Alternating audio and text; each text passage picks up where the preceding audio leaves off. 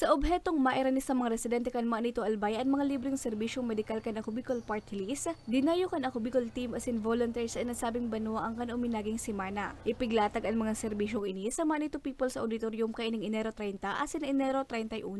Ang residenteng Sige Ramirez kan Barangay Dinapian, dakulaan pasalamat na naidara kan Ako Bicol ang siring na serbisyo sa indang banwaan.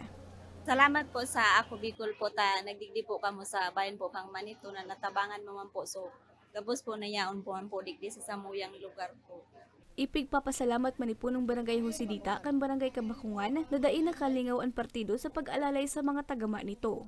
Papasalamat po kami ng mga tagama nito sa medical mission dinara po digdi sa banwang kang Manito kang party-list Ako Bicol.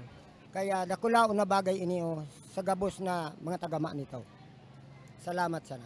Para sa medical check-up as in libreng bulong na nauman ng partido din mga pagkaon. Padagos mo na nakakatabang kan partido sa pagtaong serbisyo ang PNP Bicol as in Bicol Regional Hospital and Medical Center o BRHMC. Kasi Ako Bicol, we aim to at least empower the community and help them. So syempre, saro sa purpose ang pagtabang sa inda sa aside sa pinansyal, tapos digdiman sa pagtabang sa problemang medikal.